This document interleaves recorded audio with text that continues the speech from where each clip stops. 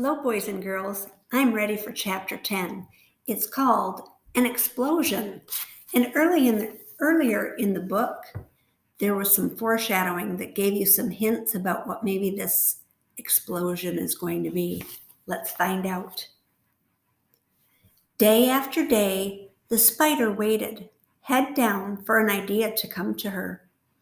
Hour by hour, she sat motionless, deep in thought. Having promised Wilbur that she would save his life, she was determined to keep her promise. Charlotte was naturally patient. She knew from experience that if she waited long enough, a fly would come to her web, and she felt sure that if she thought long enough about Wilbur's problem, an idea would come to her. Finally, one morning toward the middle of July, the idea came. Why, how perfectly simple, she said to herself. The way to save Wilbur's life is to play a trick on Zuckerman. If I can fool a bug, thought Charlotte, I can surely fool a man. People are not as smart as bugs. Wilbur walked into his yard just at that moment. What are you thinking about, Charlotte? He asked. I was just thinking, said the spider, that people are very gullible. What does gullible mean?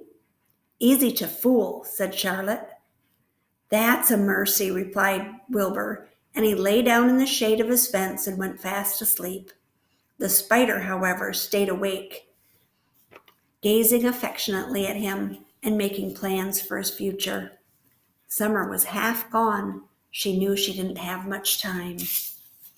That morning, just as Wilbur fell asleep, Avery Arable wandered into the Zuckerman's front yard, followed by Fern.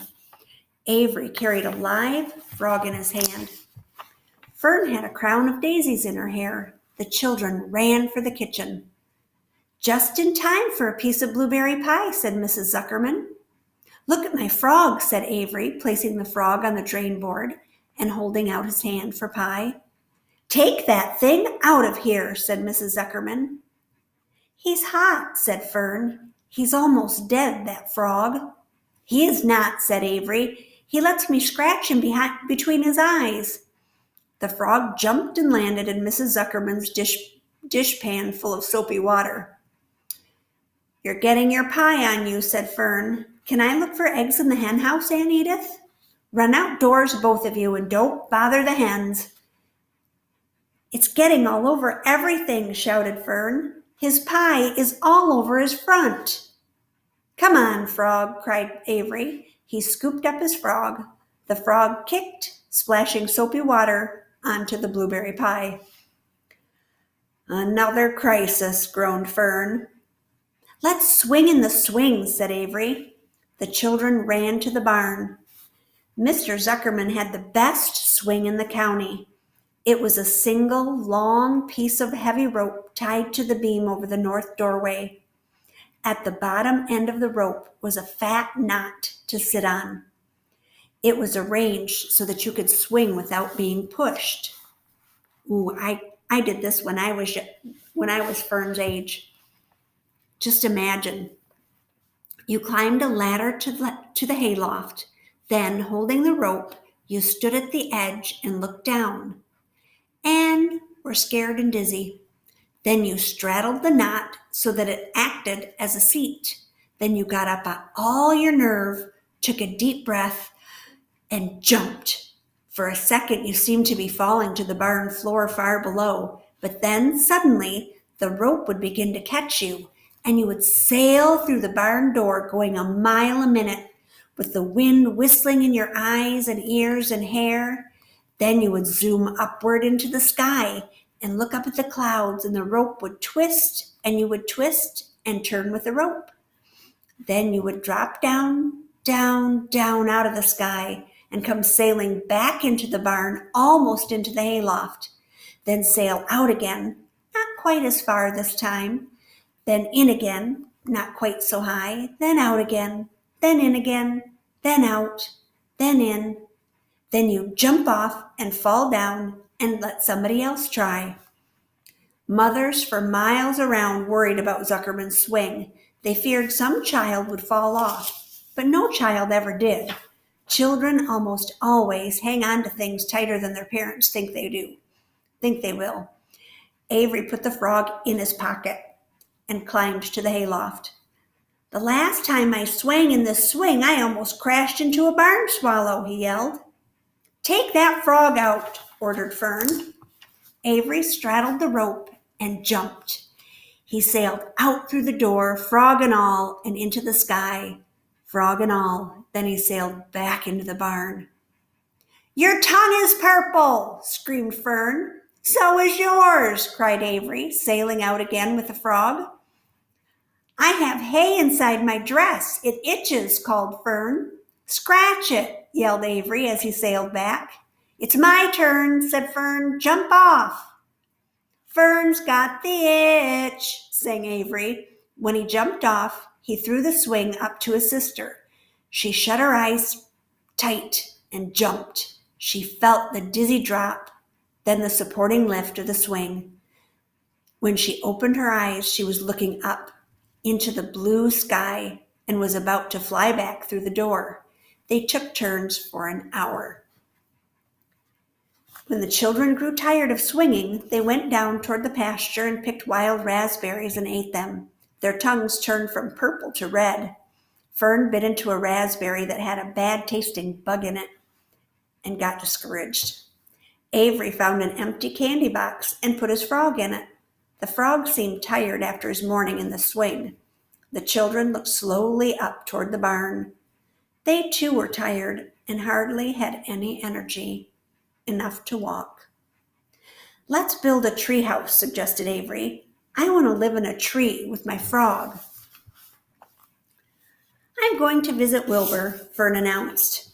They climbed the fence into the lane and walked lazily toward the pig pen. Wilbur heard them coming and got up. Avery noticed the spider web and coming closer, he saw Charlotte. Hey, look at that big spider, he said. It's tremendous. Leave it alone, commanded Fern. You've got a frog. Isn't that enough? That's a fine spider, and I'm going to capture it, said Avery. He took the cover off the candy box. Then he picked up a stick. I'm going to knock that old spider into this box, he said. Wilbur's heart almost stopped when he saw what was going on. This might be the end of Charlotte if the boy succeeded in catching her. You stop it, Avery, cried Fern. Avery put one leg over the fence of the pig pen. He was just about to raise his stick to hit Charlotte when he lost his balance. He swayed and toppled and landed on the edge of Wilbur's trough.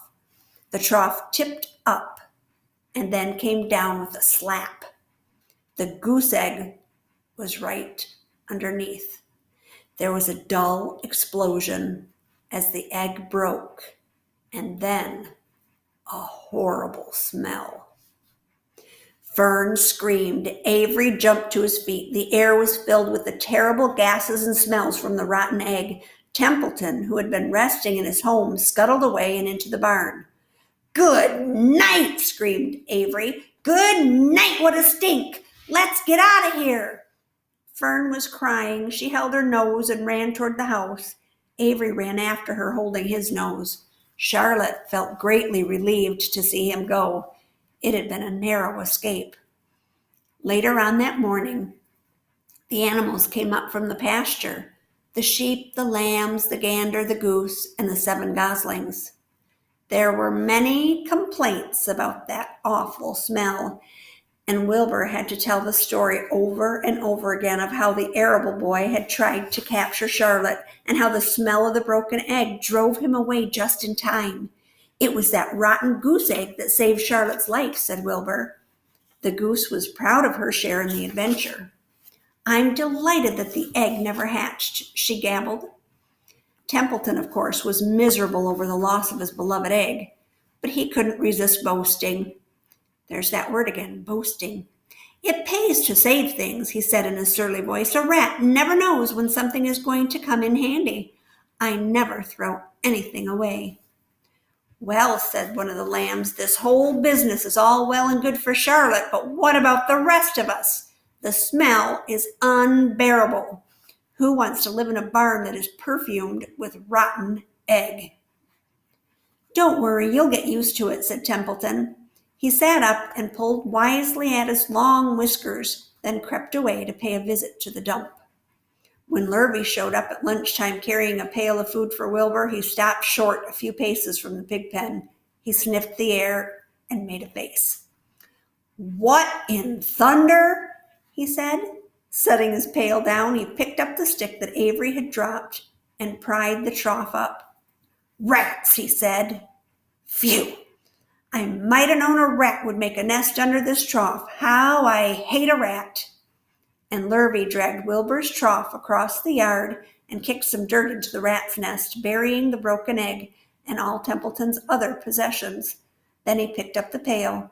Wilbur stood in the trough, drooling with hunger. Lurvy poured. The slops ran creamily down around the pig's eyes and ears. Wilbur grunted. He gulped and sucked and gulped, making swishing and swooshing noises, anxious to get everything at once.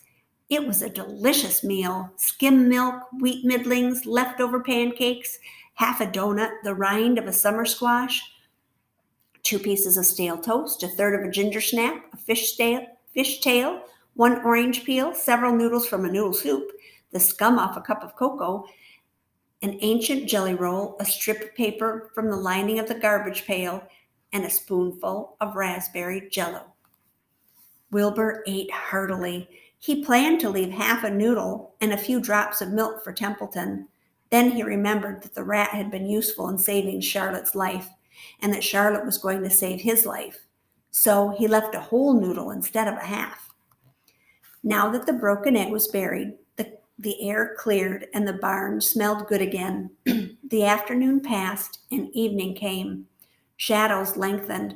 The cool and kindly breath of evening entered through the doors and windows. Astride her web, Charlotte sat moodily eating a horsefly and thinking about the future. After a while, she bestirred herself. She descended to the corner of the web, and there she began to cut some of her lines. She worked slowly but steadily while the other creatures drowsed. None of the others, not even the goose, noticed that she was at work. Deep in his soft bed, Wilbur snoozed. Over in their favorite corner, the goslings whistled a night song. Charlotte tore quite a section out of her web, leaving an open space in the middle. Then she started weaving something to take the place of the threads she had removed. When Templeton got back from the dump around midnight, the spider was still at work.